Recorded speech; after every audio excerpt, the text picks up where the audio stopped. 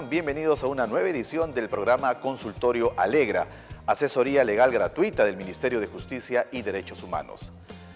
De acuerdo a encuestas, junto a la inseguridad pública producida por la delincuencia, la corrupción ha ocupado uno de los primeros lugares entre las preocupaciones de la población. Por eso, con la doctora María Elisa Noaín, jefa de la Oficina de Integridad y Lucha contra la Corrupción del Ministerio de Justicia y Derechos Humanos, abordaremos lo referente a este preocupante tema. Doctora, bienvenida. Gracias. Sabemos que debido al avance casi incontrolable de la corrupción, que origina además costos al Estado y desconfianza en la población, nace el Decreto Legislativo 1327. ¿Pero qué es lo que regula o cuál es el objetivo de esta norma? Bien, el Decreto Legislativo 1327 básicamente está orientado al otorgamiento de medidas de protección a los ciudadanos que denuncian actos de corrupción, ¿no? Esto con un objetivo, con una finalidad de promover la denuncia ciudadana respecto a estos hechos de corrupción que puedan tener conocimiento. ¿Por qué es necesario contar con esta norma? Es necesario e importante porque justamente muchos casos de corrupción no se conocen por el temor de la gente a denunciar por alguna represalia. Este decreto legislativo, al otorgar medidas de protección, de alguna manera protege al ciudadano o al servidor que conoce un acto de corrupción para que pueda denunciarlo y hacerlo de conocimiento. ¿Dónde debo denunciar un acto de corrupción?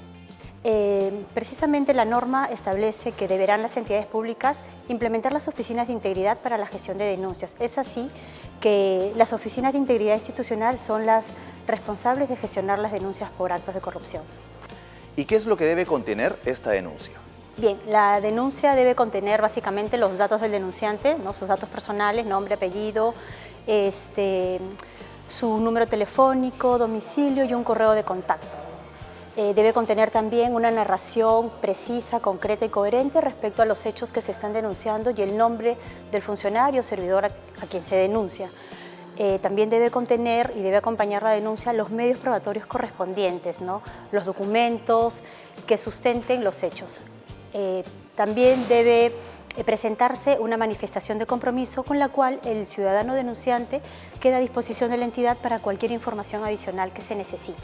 Y finalmente, la firma, la fecha, el lugar, cuando se presenta la denuncia y en caso de que sea una persona que no puede firmar, simplemente su huella digital. Sabemos que muchas personas no denuncian porque no desean que se conozca su identidad.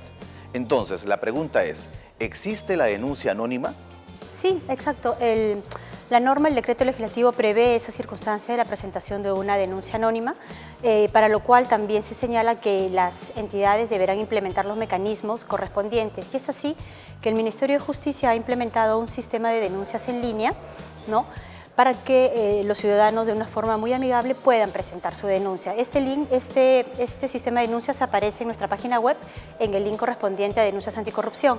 Además de este sistema tenemos también el correo de denuncias anticorrupción, que es denunciasanticorrupción@minjus.gov.pe. El ciudadano ingresa y puede narrar los hechos y precisar toda la información que se requiere.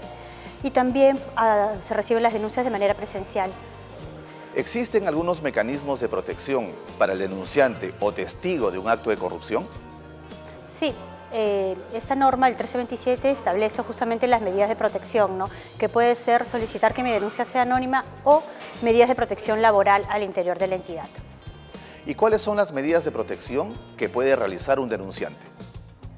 Son básicamente la medida de protección a la reserva de su identidad, ¿no?, que eso es de manera automática y la ejecuta la Oficina de Integridad, al otorgarle un código numérico cuando presenta su denuncia. Las medidas de protección laboral que contempla la norma son justamente evitar y proteger al servidor o al funcionario que denuncia un acto de corrupción de no ser removido de su lugar, puesto de trabajo, y que esto no mengue de alguna manera sus condiciones laborales. Otra medida de protección es la licencia, ¿no?, o la exoneración o la obligación de asistir al centro laboral de la persona que se denuncia, justamente para evitar que interfiera con las investigaciones propias de la denuncia. ¿Quién se encarga de ejecutar estas medidas de protección y cuál es su duración? Las medidas de protección de la reserva de la entidad la otorga de manera automática la Oficina de Integridad al momento de la presentación de la denuncia y se otorga un código numérico al denunciante. Y las medidas de protección laboral las ejecuta la Oficina de Recursos Humanos previa evaluación de viabilidad y comunicación a la persona que denuncia el hecho de corrupción. En cuanto a la vigencia de las medidas de protección, estas pueden extenderse a el tiempo que dure el peligro, ¿no?, de intervención en la investigación, y también puede extenderse a personas distintas al denunciante, como por ejemplo testigos. Cuando se presenta una denuncia, ¿cuál es el procedimiento a seguir? Bien. El procedimiento a seguir primer punto es el otorgamiento del código numérico al denunciante para reservar su identidad. Luego verificamos el cumplimiento de los requisitos que establece la norma, ¿no? Si en caso faltara alguno de ellos, nos comunicamos con el denunciante a efectos de que subsanen el plazo de 3 días. Con la subsanación se procede a dar trámite de la denuncia, evaluando si somos competentes para remitirlo a la Secretaría Técnica de Procedimientos Disciplinarios. En caso no subsanen el plazo concedido, se entenderá que el denunciante ha desistido y también con ello de cualquier medida de protección que hubiera solicitado. Otra opción es que, evaluados la Oficina de Integridad evalúe los hechos en materia de denuncia y se advierta una posible inconducta funcional y se remita a la Secretaría Técnica del Procedimiento Disciplinario a efecto de que inicie las investigaciones correspondientes. La opción final es que la denuncia que se haya presentado no sea por hechos competentes al Ministerio de Justicia, y en ese caso se evaluará la pertinencia y la trascendencia de los hechos a efectos de poder trasladarlo a la entidad competente, sea Poder Judicial, Contraloría u otro ministerio. De esta acción se comunica también al denunciante. Doctora, respondamos ahora las preguntas del Facebook. Soy Felipe de Iquitos. Me gustaría saber si el incumplimiento de funciones puede ser denunciado como acto de corrupción. No, un incumplimiento de funciones no puede ser denunciado como acto de corrupción, porque más tiene que ver con un cumplimiento de funciones que lo ve la Secretaría Técnica de Procedimientos Disciplinarios dentro de una investigación regular. Ahora, los actos de corrupción son netamente aquellos que están vinculados con el ámbito penal y tienen que ver pues con delitos como son el peculado, tráfico de influencias, el cohecho, ¿no?, u otros que son de competencia pues del Ministerio Público, Poder Judicial. Soy Carmen de Piura.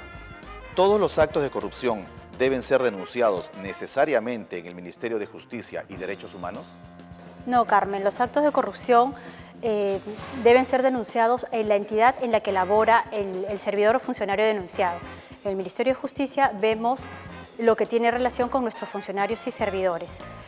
Por ejemplo, si presentan una denuncia contra un magistrado o un servidor del Poder Judicial, del Ministerio Público, la Oficina de Integridad lo que hará es derivarla, ¿no?, a la Oficina de Control de la Magistratura o al órgano de control interno del Ministerio Público para los fines que correspondan. La corrupción es un gran obstáculo para la democracia y el Estado de Derecho. Por eso, si conoces un acto de corrupción, denúncialo ingresando a denuncias.minjus.gov.pe. El Ministerio de Justicia y Derechos Humanos, defendiendo tus derechos.